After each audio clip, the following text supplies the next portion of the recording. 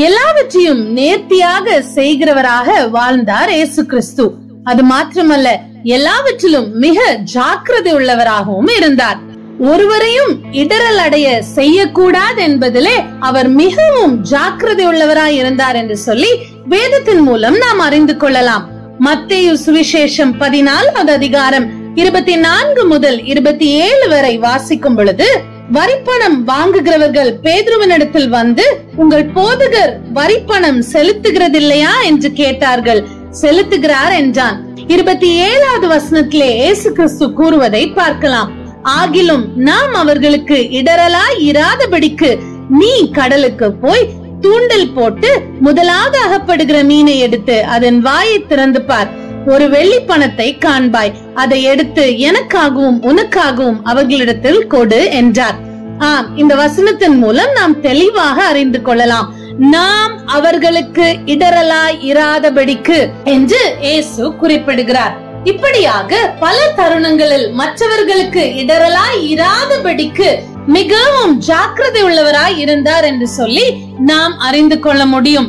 மத்தேயு 18வது அதிகாரம் 6வது 7வது வசனத்திலே வாசிக்கும் பொழுது, என்னிடத்தில் விசுவாசமா இருக்கிற இந்த சிறியரில் ஒருவனுக்கு இடரல் உண்டாக்குகிறவன் எவனோ அவனுடைய கழுத்தில் எந்திர கல்லை கட்டி சமுத்திரத்தின் ஆழத்திலே அவனை அமிழ்த்துகிறது அவனுக்கு நலமா இருக்கும்.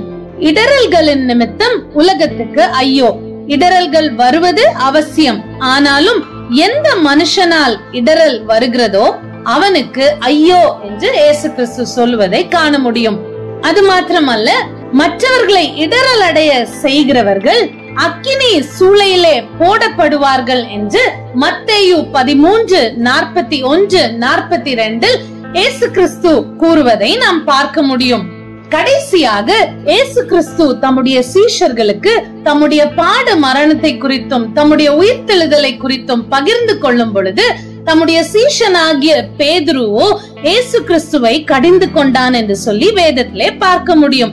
அதற்கு பதிலாக இயேசு கிறிஸ்து பேதுருவிடம் என்ன சொன்னார் என்பதை மத்தேயு 16வது அதிகாரம் 23வது வசனத்திலே வாசிக்க முடியும். அவரோ திரும்பி பேதுருவை பார்த்து, எனக்கு பின்னாக போ சாத்தானே, நீ எனக்கு இடரலாய் இருக்கிறாய். தேவனுக்கு ஏற்றவைகளை சிந்தியாமல் மனுஷருக்கு ஏற்றவைகளை சிந்திக்கிறாய் என்றார். ஆம், இயேசு கிறிஸ்து ஒருவரும் இன்னொருவருக்கு இடரலாய் இருக்க கூடாது என்பதை போதித்தவராக மாத்திரமல்ல, அதை தன்னுடைய வாழ்க்கையிலே அபியாசப்படுத்தியவராகவும் இருந்தார். அவர் யாருக்கும் இடரலாய் இருக்கவும் இல்லை, அவருடைய சீஷர்களையும் யாருக்கும் இடரலாய் இருக்க அனுமதிக்கவும் இல்லை என்று சொல்லி வேதத்தின் மூலம் நாம் அறிந்து கொள்ள முடியும்.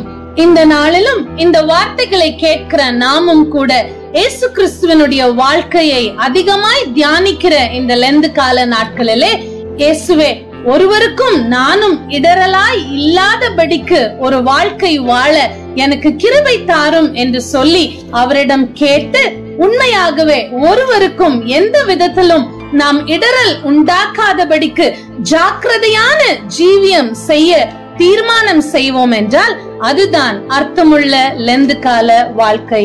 ஆமேன்.